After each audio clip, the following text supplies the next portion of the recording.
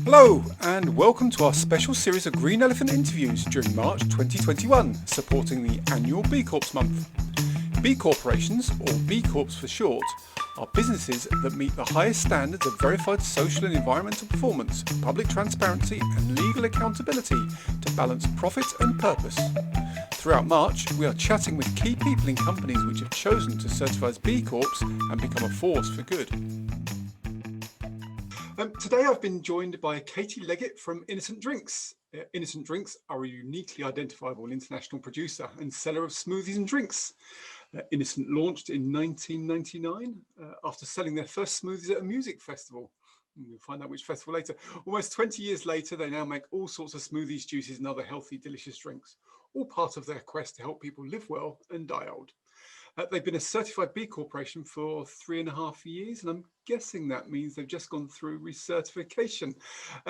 Katie Leggett is sustainability cheerleader at Innocent. So welcome to the show, Katie.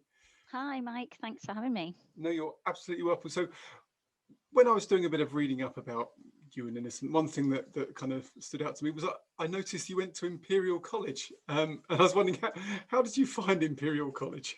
Oh, I absolutely loved it. I did a master's with a group of people that were also studying around, well, we did a course called environmental technology. Okay. We were specialized in business and the environment, and it was great. I've met some lifelong friends there, and they are all doing amazing things in the sustainability space too. So a really inspiring environment and a great alumni network. Yeah.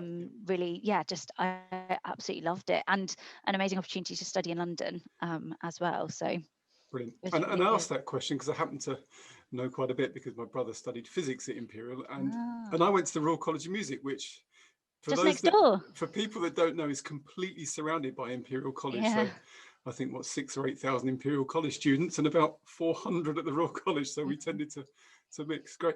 So I guess that leads to my next question is I was wondering how you went from science to sustainability, but it sounds like the study you did was quite an environmental sustainable background anyway. Yeah, so the course was very much around taking environmental principles and applying them to the business context. And Okay. I actually wrote my thesis on sustainable packaging in the consumer goods industry. So, Okay. and I did Yeah. that in partnership with the World Business Council for Sustainable Development, who are based in Geneva, Yeah. and also Innocent. So that was how I ended up then working for Innocent more permanently Yeah. after that piece of research. Um, Brilliant. Okay. And so that kind of got you into it, isn't it? And your job is as a sustainability cheerleader.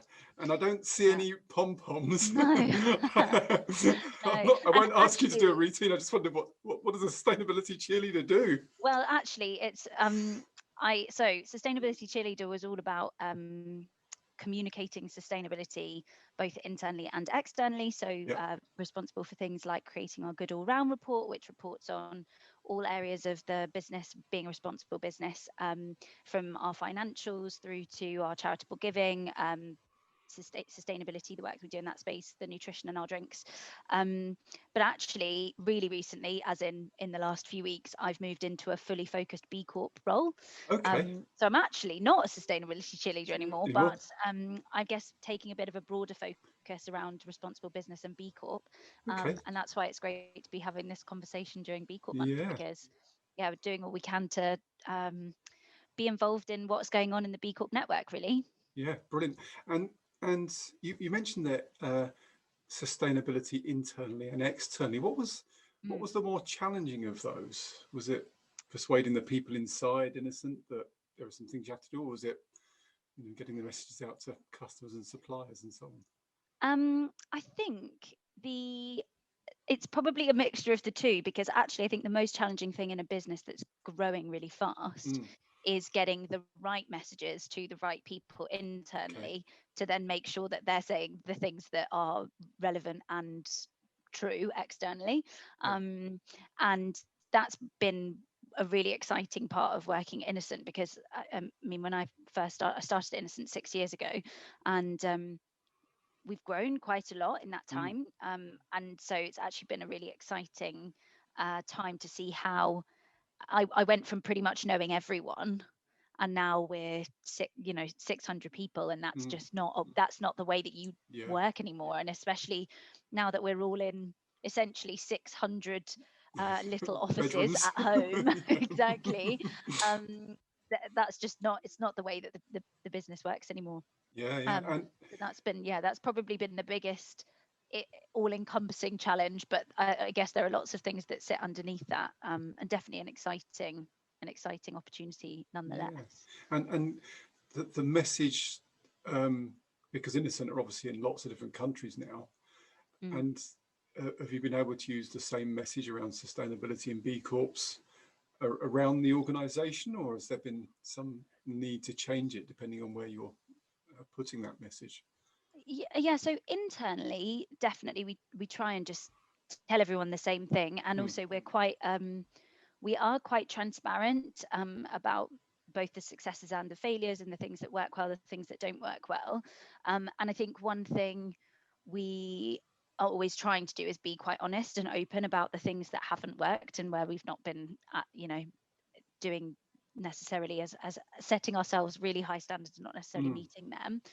um, but in terms of how we then talk externally in our regional markets, we have a huge amount of things that we do under being a B Corp, which is the Yeah. same as any B Corp. There's the way we look after our workers, the way we look after our local communities and our volunteering, the things that we do on sustainability, like being committed to being carbon neutral by 2030, and all of those kind of all-encompassing things from a holistic view of being a responsible business.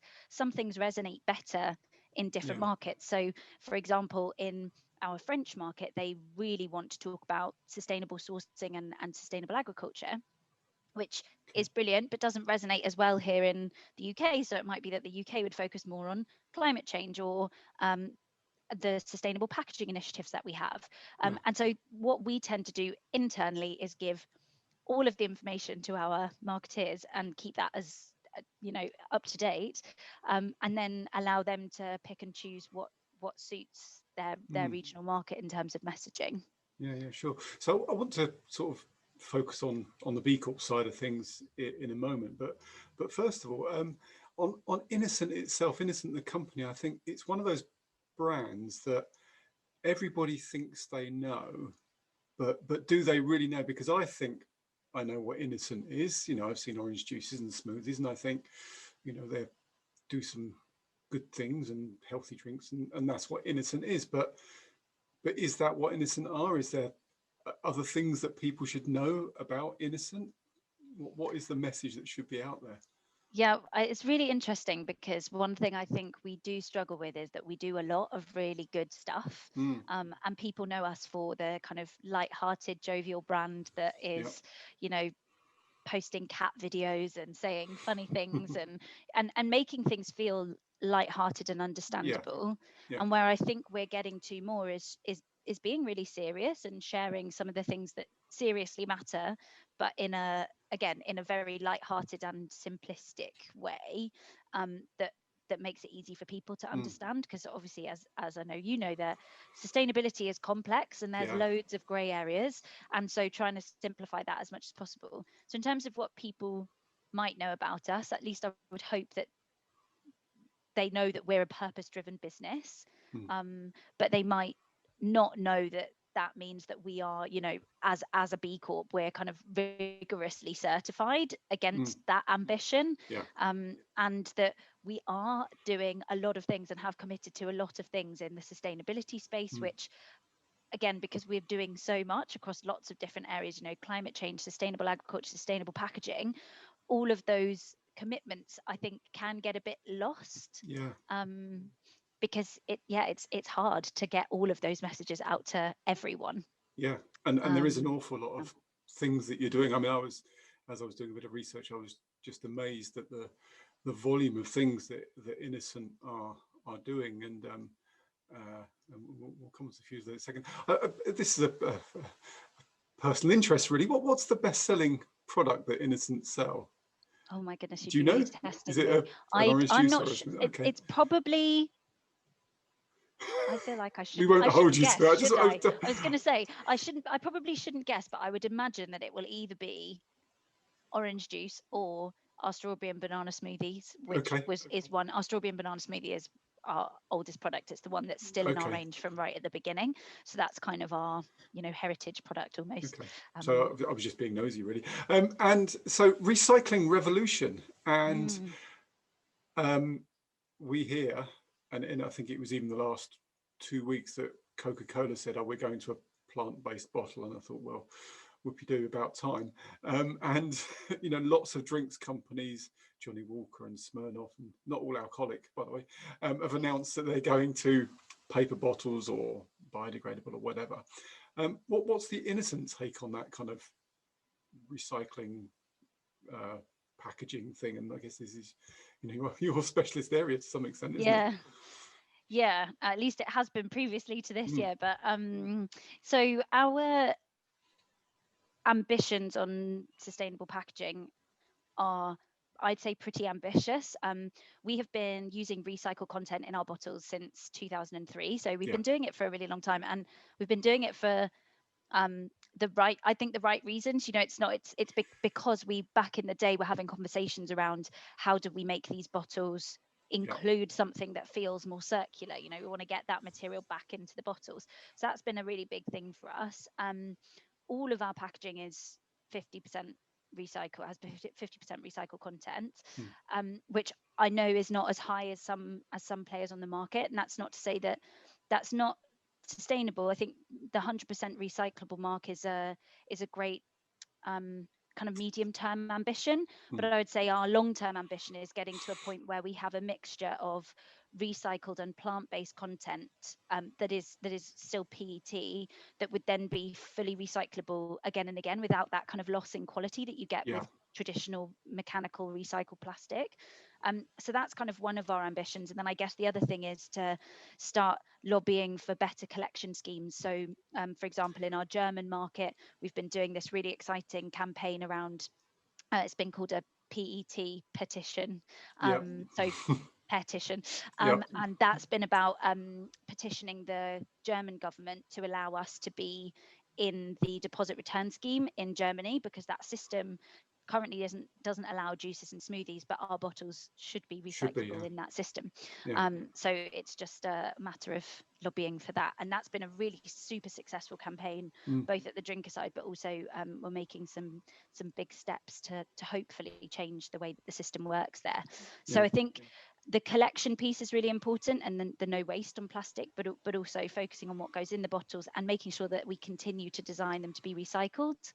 And as I said, I feel as though there's a real challenge with sustainable packaging because it's such a complex area.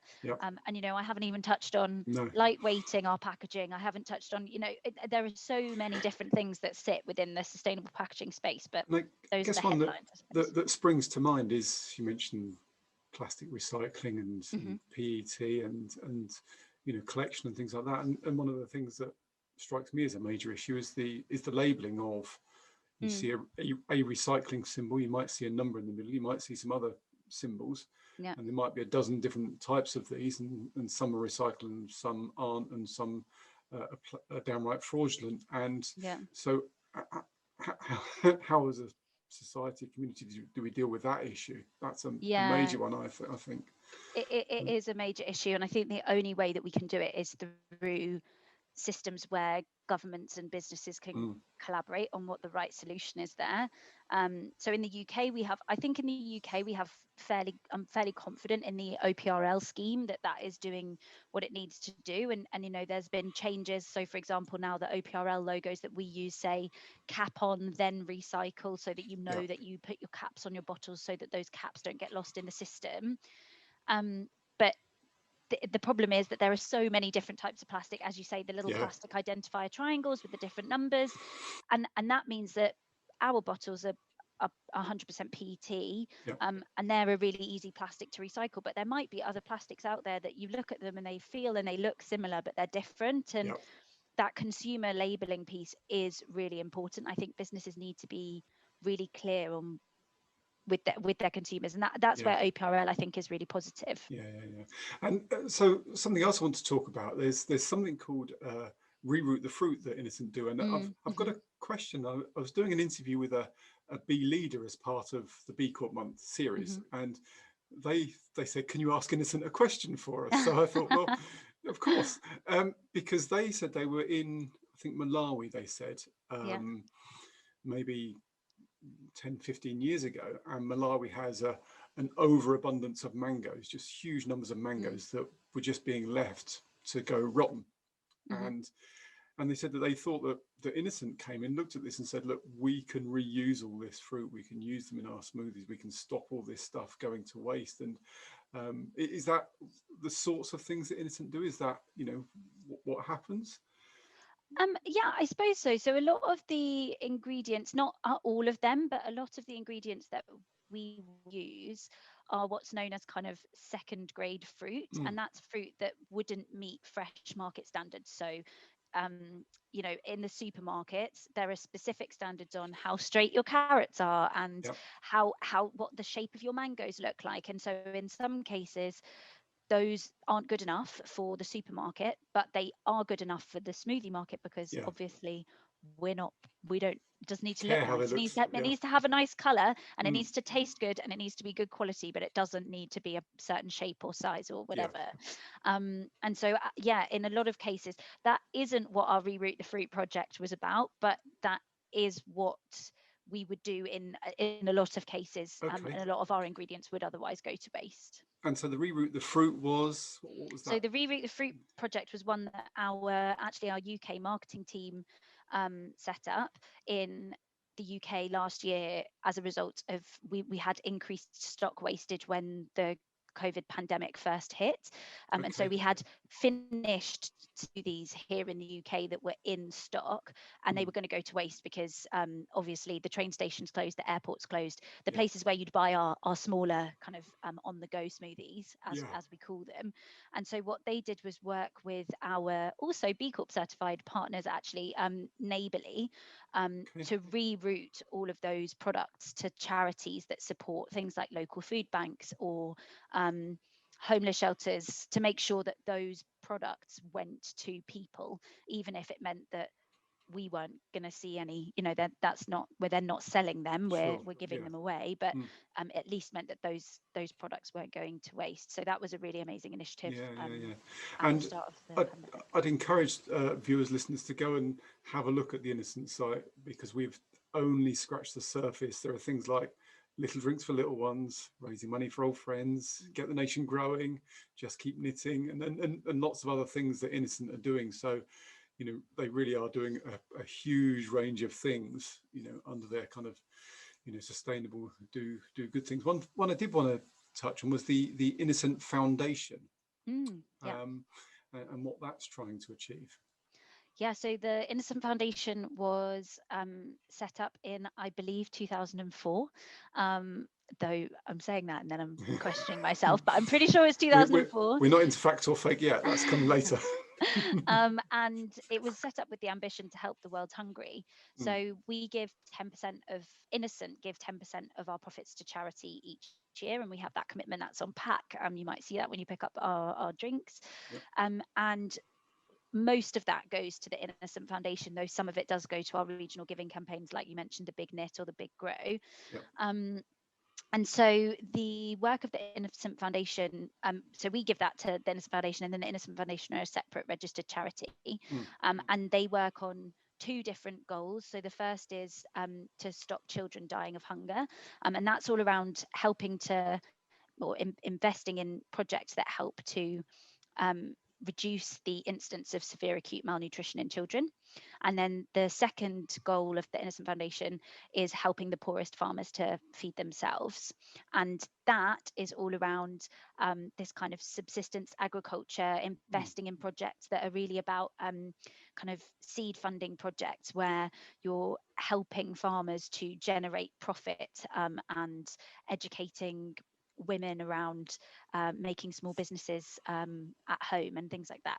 They've got some really amazing projects on the Innocent Foundation website that is funded through the money that Innocent donate to them. So it's really amazing, and it's a really brilliant, I would say, a really brilliant part of working for a business like Innocent, where you see that our employees are so engaged by knowing that 10% of the profits that Yeah, yeah. we make as individuals working at the company is then going to the Innocent Foundation, who funds some really And I amazing think it things. comes into that you said mentioned the values, and I saw something called the innocent promise, which is 10% profits. It's about Yeah, sustainability. It's about good healthy food, and yeah, yeah, absolutely that must do wonders for not just employee retention engagement, but also for customers. Survey after survey says customers want to buy from ethical, sustainable companies, and so it must be a real strength um, for you guys.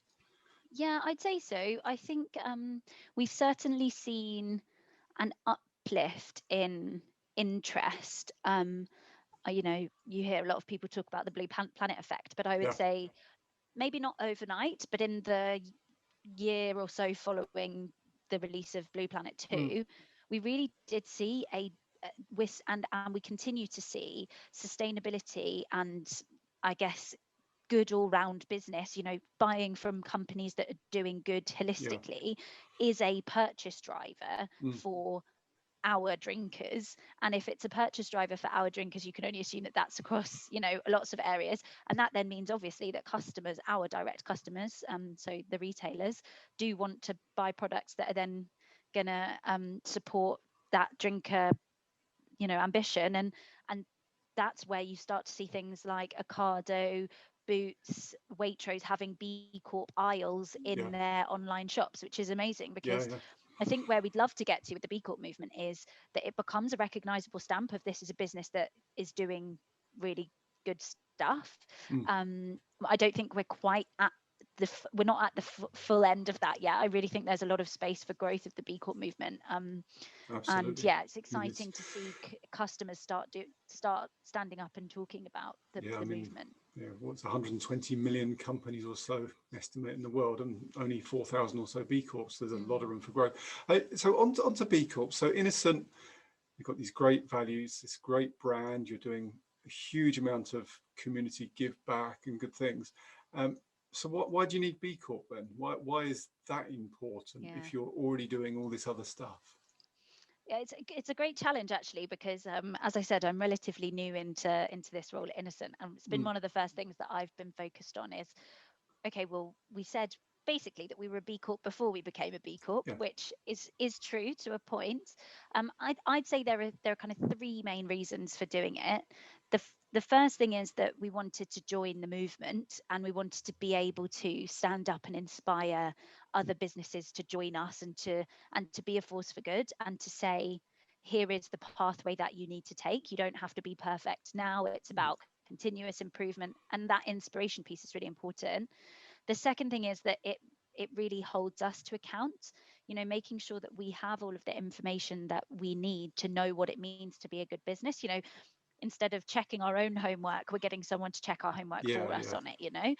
And then the third piece is that I believe that the B Corp movement has the potential to be a stamp of approval, so that our drinkers, people that work here, people that want to work here, our peers can look at Innocent and genuinely know that we are a business that's about doing good, not just looking good. Mm. We hear a lot about this idea of purpose wash, and businesses saying, oh, we've got purpose and therefore you should buy from us. And that whole kind of purpose wash movement, I think B Corp could combat that. Yeah. So that's I'd say that's why we do it, even though you're right, it does seem like we were doing it before. Yeah, no, I think there's a lot of good stuff in there. I think you mentioned checking your homework, and Mm, that kind of independent body that is checking your homework is, I think, key to the success of B Corps, because it isn't you saying you're doing good stuff. We do a regular weekly news podcast about sustainability news, and every single week we have news stories which, on the surface, we're doing this, we're going net zero, we've got this packaging, and it really is just purpose washing, greenwashing, whatever you want to call it. It's not based in reality, whereas B Corps obviously are. But that brings us on to the recertification. So you've just been through recertification? we are going through it as we speak, in Ah, fact. Very and exciting time for us, B and Corp and recertification at the same time. yeah, and how are you finding that process?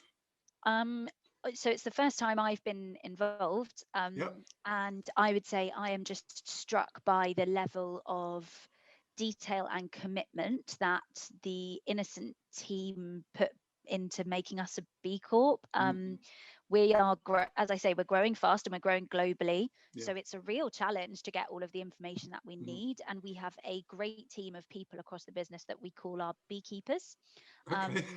And those I like that. beekeepers are basically people that are accountable for certain areas of the business. So whether that be our supply chain, our people team, our IT systems, our marketing teams, we've got teams from all over as beekeepers. And those people help us collect the information we need, but they also hold their teams accountable for that vision of continuous improvement as part of what we do in the years that we're not recertifying. And I would say that this is the first year. We only certified in 2018. So this is the first time that we're recertifying. Yeah. And I think my ambition as coming into this role new is that we really start to give those beekeepers ownership of taking action to improve the way that we are doing business, so that we can genuinely use the business as a force for good, and not just about getting points, but about really using that responsible business ethos. And I think a good example of that is we've got more than 75% of our employees take a volunteering day every year. So that's amazing. So that kind of in terms of the BIA, in terms of how many points we get, that's job done. We've done it. That's full marks. We get full marks for that. But I look at our volunteering approach and I think, oh, well, actually, I think there's some really great ways that we could improve this. We could improve how we share it internally. We could improve how we link up with local charities. We can improve how people do skills-based volunteering, not just going and supporting a local food bank, although I would also encourage that they support local food banks, of course. But I think there's real opportunity to embed that continuous improvement vision whilst also using the BIA as a prompt, but not necessarily doing it because it gets us more points, doing it because it's the right thing to do. Yeah, and that's a consistent message from the B Corps we've been speaking to, is that recertification and annual impact assessment is not about, as you say, points. It's not about achieving a score. It's about continuous improvement. All the B Corps we've spoken to want to be better because they want to be better, not because there's any other kind of money purpose or attracting. They want to be better because they want to be better. So it's amazing. Katie, there's any number of things we could talk about, and we could delve into any of those areas in lots more details. But we've been asking all of our guests for some tips, some recommendations. So is there anything you want to suggest to listeners that they might go out and try or do? Yeah, well, one thing that I've been focusing on myself, which I thought was probably the best place to start, is is thinking about either buying food that would otherwise have been wasted. So those kind of perfectly imperfect fruit and veg that you see in the supermarket, that looks a bit wonky but is exactly the same, tastes great, or perhaps buying more seasonally. And for me, that has been something that I've done through purchasing either like local or otherwise would have gone to waste food boxes, fruit and veg boxes. And I know that you're also going to ask me to make a recommendation. Yes. And so I thought maybe as my recommendation, I would recommend having a look into a couple of B Corps, because fellow B Corps, both Oddbox, who I think operate in London but may operate outside as well, are a fruit and veg box that are around otherwise wasted food, so surplus food. And Riverford Organic are one, but there are also a few, Able and Cole, for example, who also operate seasonal fruit and veg boxes and all organic as well. And I would say the one that I found really helpful is Riverford have some great seasonal cookbooks as well. So those would be my recommendation. Certainly, as I say, one thing that I've been trying to focus on to lower my kind of food footprint. And what we'll do, we'll link all of those organisations. Really happy to mention B Corps on a B Corp show, and we'd thoroughly recommend you use them. I think there are a few others in other countries, so maybe we'll give those a mention as well. But yeah, certainly in the UK, Oddbox, Riverford, Able and Cole, and I guess the other thing that springs to mind, and this may be something that listeners, viewers don't know about, is that some online shops, I think Ocado do it. You mentioned Boots. They have Waitrose. Waitrose. They have B Corp only store sections within their stores. So I know certainly if you go to the Ocado one, you'll see a lot of innocent products in there, as well as Ben and Jerry's ice cream and Alpro yogurts and things like that. But yeah, go and have a look at those B Corp only stores. Yeah, it's a good thing to do. Support them. Okay, Katie, if people want to get hold of you, want to get hold of Innocent, where do they go to find out? Where's the best place to find out more? Is it? Well, our website or any of our social media channels. And if people would like to get in touch with me, probably LinkedIn, the best way to do that. Okay. Or equally, if you emailed us, we have like a very generic email address that's hello@innocentdrinks.co.uk, but that email address is looked after by a team of amazing people's champs who would always forward it on to me as well. So yeah, great. Well, we'll put links to Innocent's social Innocent sites and things, so if people want to go and find out more, they can go and visit those. It's now almost my favorite part of the show. We're going to play a fact or fake, and as ever, I have prepared some statements for Katie, and she has to guess whether they are facts or whether I've made them up, in which case they are fakes. And I'm feeling okay today because I had a couple of wins yesterday. I was on a long losing streak, but I had a couple of wins yesterday, so my confidence is back. I'm really hoping I don't embarrass myself. No, you won't. So the first one, this is drinks based. So here's a statement. So water is the most consumed drink worldwide. That's a fact. The statement is the second most consumed drink is fizzy soda. Is that a fact or is it a fake? Oh, I don't know. I'm going to say fact. Oh, no, it's not, is it? I can see in your face. I'd be rubbish at poker, wouldn't I? It is a fake. Actually, the second most consumed drink in the world is tea. You know what? I was thinking the only thing I drink other than water really is tea. And I drink so much tea, and it has been a running joke, especially during COVID, about how that I always start my work conversations talking about tea. Yeah. Well, you know what I thought? Maybe tea counted as water because you put a tea bag in water, but okay. Well, tea, second most drink in the world. So that's one to me. I noticed that one of the things I saw that Innocent do is coconut waters and things like that. So in an emergency, coconut water can be used instead of blood. Is that a fact or is that a fake? That feels like a very random fake if it's fake. I'm going to say it's a fact because I just think that can't be, you can't have made that up. Yeah, just like blood plasma, coconut water has high levels of sodium and low potassium. So in emergencies, it can be used instead of blood, which is fascinating. For transfusions and things. That's wow. I know. So if you're feeling you need some blood, then a bottle of innocent coconut smoothie should keep you alive for a little bit. We don't recommend in an emergency. We don't recommend that at all. No, but it's an interesting fact about coconut water. And finally, on fact or fake, that's one each. Here's a statement. Throwing food away is illegal in Seattle. You're not allowed to throw food away in Seattle. Is that a fact or a fake? Illegal. I'm going to say fake. Oh, I can tell I got it wrong again. My confidence was high. It is actually, since 2015, if you don't compost your food waste and paper and things like that, businesses can be fined $50 per bin, or households can also be fined as well. So in Seattle, it is illegal to throw your food away. I mean, that's amazing, though. What an amazing law that is.